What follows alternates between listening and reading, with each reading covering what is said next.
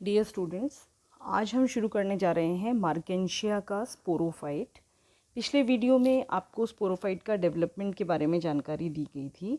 इस particular video में हम देखेंगे कि स्पोरोफाइट का स्ट्रक्चर कैसा होता है, कौन कौन सी वॉल्स उसमें पाई जाती हैं, कौन कौन से किस किस पार्ट में उसको डिवाइड किया जा सकता है और किस प्रकार से स्पोर से नया गैमेटोफाइट फॉर्म होता है। तो चलते हैं, शुरू करते हैं। मेच्योर स्पोरोफाइट अगर हम उसकी बात करते हैं तो मेच्योर स्पोरोफाइट के अंदर 3 भागों में उसे विभाजित किया जा सकता है और वो 3 भाग होते हैं फुट, सीटा एंड कैप्सूल। फुट जो पार्ट है वह बल्बस पार्ट होता है, मल्टीसेलुलर होता है और पैरेन्काइमा सेल्स का बना हुआ होता है।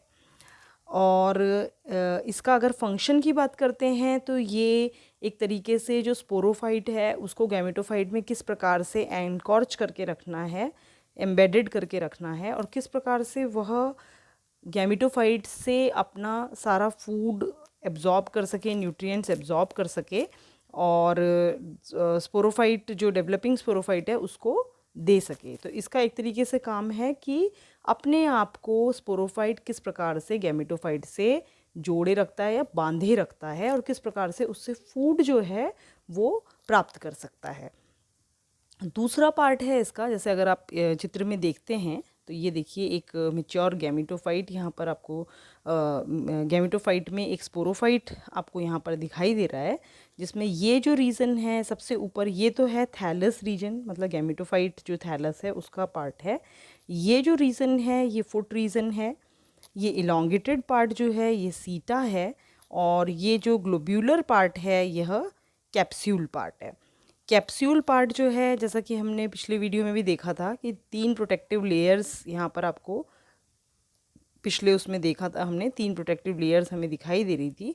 तो स्पेशली पेरिगाइनम है इसके अंदर, काइलेप्ट्रा आपको दिखाई दे रहा है, ये काइलेप्ट्रा है यहाँ पर, ये पेरिगाइनम है और एक जैकेट वॉल या कैप्सूल की वॉल भी आप देख सकते हो, ये 1 सेल थिक यहाँ पर दिखाई दे रही है।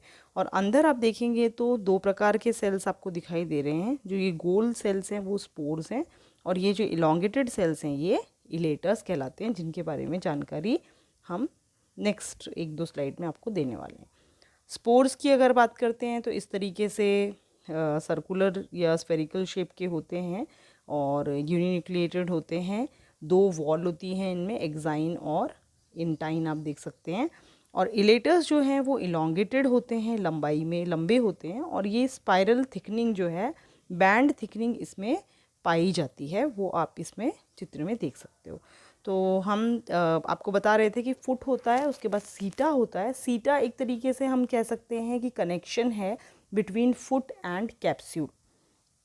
और at the time of maturity transverse division जब होता है, बहुत सारे ट्रांसवर्स डिविजन्स होते हैं, उससे इलोंगेशन हो जाता है, इलोंगेट हो जाती है ये सीटा।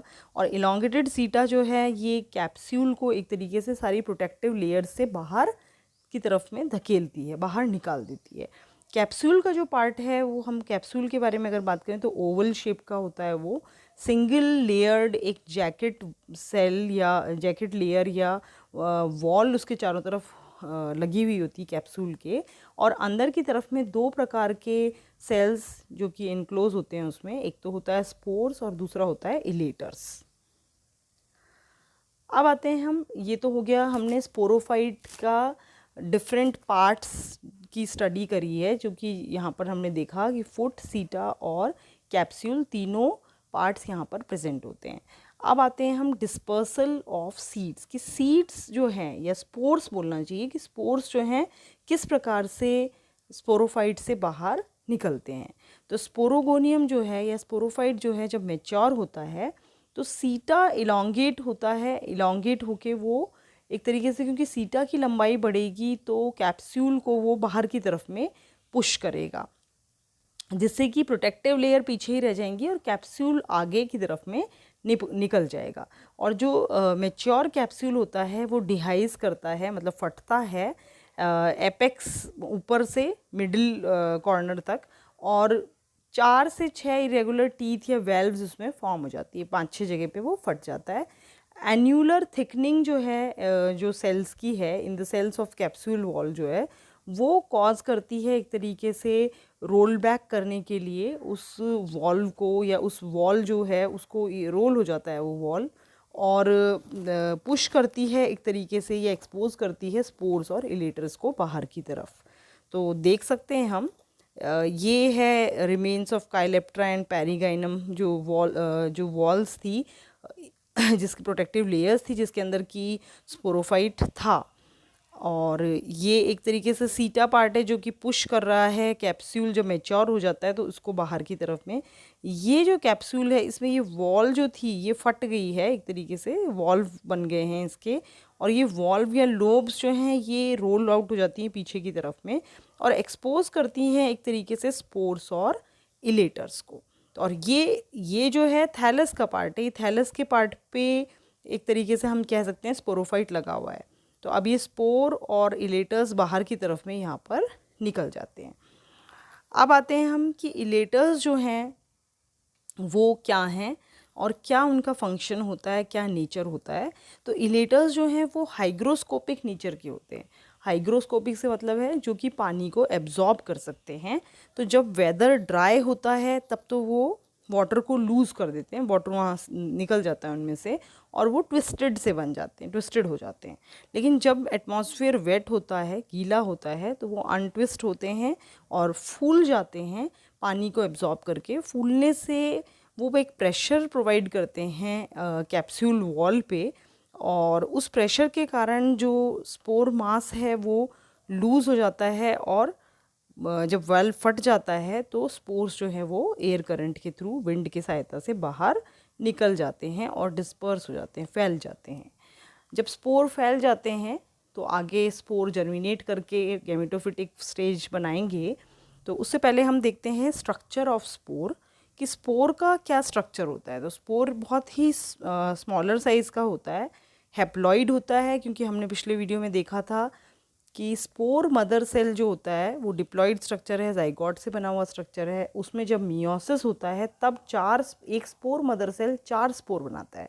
तो स्पोर जो है वो हैप्लॉइड स्ट्रक्चर है, यूनिन्यूक्लिएटेड है और ग्लोबोस है या स्फेरिकल है, और ये सराउंडेड रहता है बाय 2 लेयर्स। आउटर जो वॉल है वो थिक होती है, स्मूथ भी हो सकती है या रेटिकुलेट हो सकती है, जिसको कि एक्साइन कहा जाता है। और जो इनर वॉल होती है वो थिन होती है, जिसको कि एंडोस्पर्म या फिर इंटाइन कहते हैं। जर्मिनेशन की अगर बात करते हैं तो अंडर फेवरेबल कंडीशंस जो होती हैं उसमें जर्मिनेशन इमिडिएटली स्टार्ट हो जाता है। और जर्मिनेशन से पहले ही जो स्पोर है वो 2 भागों में विभाजित हो जाता है बाय ट्रांसवर्स डिवीजन।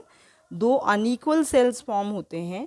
जो लोअर सेल होता है वो छोटा होता है साइज़ में और एक क्लोरोफिलस होता है, और उसमें सेल कंटेंट भी बहुत कम होता है, जो कि एक्ट करता है एक तरीके से राइजोइडल सेल की तरह, या आप कह सकते हो कि it forms a germ rhizoid वो बनाता है। अगर हम देखें यहाँ पर तो आप ये देख सकते हो कि ये स्पोर है और स्पोर में डिवीजन दिखाया गया है, ये डिवीजन हो रहा है इस तरीके से। ये सेल्स जो हैं नीचे की तरफ में ग्रो कर रहे हैं, दीज आर राइजोइडल जर्म ट्यूब हम इसको कह सकते हैं। और ऊपर की तरफ में भी ये थैलस फॉर्म हो रहा है, ये क्लोरोफिलस सेल्स होंगे। ये वाला जो पर्टिकुलर ये देखिए आप, ये इस तरीके से ये क्लोरोफिलस हैं, और ये ऊपर थैलस बना रहे हैं और नीचे की तरफ में राइजोइडल सेल फॉर्म हो रहा है। तो जो 2 अनइक्वल जो एक डिवीजन बोला था, अनइक्वल जो डिवीजन था जिसमें कि नीचे वाला सेल स्मॉलर सेल था, एक क्लोरोफिलस था जो कि जर्म राइजोइड बना रहा था, उसी के दूसरी तरफ जो लार्जर सेल था वो क्लोरोफिलस था, क्लोरोफिलस में पाया जाता है। और उसके अंदर बहुत सारे डिवीजन होते हैं to form 6 to 8 cells. Germ filament वो बनाते हैं, या फिर उसे प्रोटोनीमा भी कहा जाता है। जो इस तरीके का स्ट्रक्चर है it is known as protonema, इसको प्रोटोनीमा भी कहते हैं। और इस स्टेज पे the content of the cell migrate at the apex. अब जब वो फिलामेंट फॉर्म हो गया, 6 से 8 सेल बन गए, तो कंटेंट जो भी था सेल्स में वो एपेक्स की तरफ, मतलब टिप पार्ट पे चला जाता है। एपेक्स जो है वो रेस्ट ऑफ द स्पोरलिंग के डिवीजन को करता है, मतलब कि एपेक्स जो है वो एपेक्स पे जो सेल प्रेजेंट है वो एज बिहेव करेगा एज एपिकल सेल। और ये एपिकल सेल जो है उसके 2 कटिंग फेसेस होते हैं, राइट की तरफ और लेफ़्ट की तरफ दोनों ही साइड ये सेल्स काट सकता है। Apical cell cuts of 5 to 7 cells alternatingly to the right and left और राइट की तरफ दोनों तरफ ये सेल काटता जाता है और रिपीटेड डिवीजन से एक प्लेट लाइक स्ट्रक्चर बन जाता है, या आप कह सकते हैं कि बाद में जाके इसमें धीरे धीरे रिपीटेड डिवीजन होने से पूरा का पूरा थैलस फॉर्म हो जाता है और जो जर्म राइजॉइड बना था उससे राइजॉइड्स भी फॉर्म हो जाते हैं। तो इस तरीके से जो स्पोर है वो हैप्लॉइड जनरेशन की एक तरीके से स्टार्टिंग पॉइंट मान सकते हो आप, जहाँ से कि हैप्लॉइड जनरेशन या गैमेटोफिटिक फेज़ जो है वो वापस से शुरू हो जाती है। तो इस तरीके से हमने यहाँ पर स्पोरोफाइट और किस प्रकार से स्पोर से नया प्लांट बनता है, नया गैमेटोफिटिक फेज़ आती है, वो देख लिया है। नेक्स्ट वीडियो में हम देखेंगे लाइफ साइकिल ऑफ मार्केंशिया। तो थैंक यू सो मच। अगले वीडियो में हम लाइफ साइकिल